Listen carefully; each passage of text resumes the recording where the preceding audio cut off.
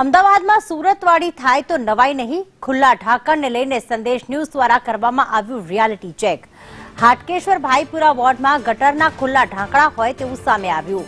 Road છે, ડ્રેનેજની કામગીરીમાં ગટર ખુલ્લી હાલતમાં છે। થોડા દિવસ પહેલા બાળક પડ્યાનો સ્થાનિકોએ દાવો પણ કર્યો છે। સ્થાનિકોને ગટરમાંથી બાળકને બહાર કાઢ્યાનો દાવો કર્યો।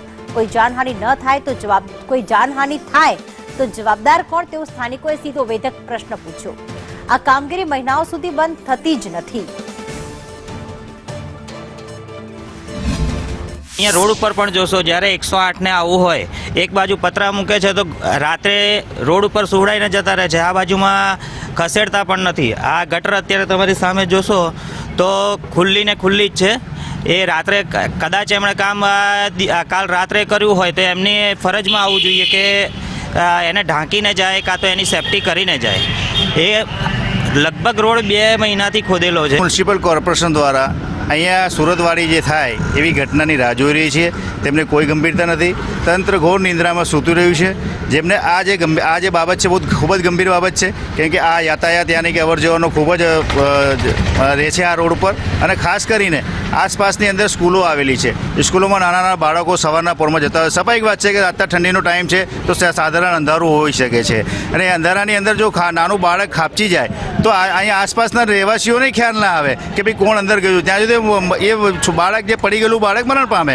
ખોદકામ કોઈ અહીંયા કશું જોવા નહીં આવતું, બસ આ પતરા મારી દીધા છે કહેવા માટે શું। બાકી આ ગટરો ખુલ્લી એ ખુલ્લી, અમે આ પટ્ટા પર રહીએ છીએ, અમને કેટલી તકલીફ પડે છે અમે 2 મહિનાથી એઠવીએ છીએ, પણ કોઈ જોવા નહીં આવે કે અમે એ વિચાર કરીએ કે કામ ચાલુ થાય છે, નહીં થતું, ધ્યાન જ નહીં આવતું આ રોડ ઉપર। આ ગટરના ખુલ્લા ઢાંકણા હાલ જીવલેણ સાબિત થઈ રહ્યા છે। સુરતમાં 2 વર્ષનું બાળક છે કે જે ગટરના ખુલ્લા ઢાંકણા હતા, જેને લઈને ગટરમાં ખાબક્યું અને મોતને ભેટ્યું। સંદેશ ન્યૂઝ દ્વારા રિયાલિટી ચેક કરવામાં આવ્યો, જેમાં અમદાવાદમાં પણ ગટરના ઢાંકણા ખુલ્લા જોવા મળી રહ્યા છે। જે રીતે હાટકેશ્વરથી આ આખો રસ્તો છે કે જે રસ્તા ઉપર જે કામગીરી તંત્ર દ્વારા કરવામાં આવી અને આ કામગીરી એ પ્રકારે કરાઈ કે આ પ્રકારે ખુલ્લા ગટરના ઢાંકણા છે તે મૂકીને તંત્રનું કોઈ પણ અહીંયા અધિકારી પણ જોવા નથી આવ્યું, ન તો અહીંયા કર્મચારીઓ કે કોન્ટ્રાક્ટરો કામ કરવા આવી રહ્યા છે।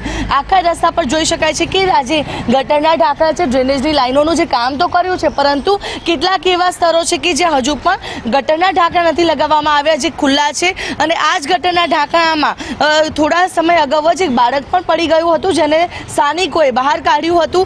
અને આ જે ગટરના જે ખુલ્લા ઢાંકણા છે તે અત્યારે તો જીવલેણ સાબિત થઈ રહ્યા છે। ત્યારે સુરતની ઘટના બાદ તંત્રએ કોઈ બોધપાઠ નથી લીધો અને હજુ પણ અમદાવાદમાં આ પ્રકારે અલગ અલગ વિસ્તારોમાં ગટરના ખુલ્લા ઢાંકણા જોવા મળી રહ્યા છે, જેને અમદાવાદીઓની ચિંતા વધારી છે। અને સંદેશ ન્યૂઝના રિયાલિટી ચેકમાં પણ આ સામે આવ્યું છે કે અમદાવાદમાં કેટલાક સ્થળો પર હજુ પણ ગટરના ઢાંકણા ખુલ્લી હાલતમાં છે અને જીવલેણ સાબિત થઈ શકે છે।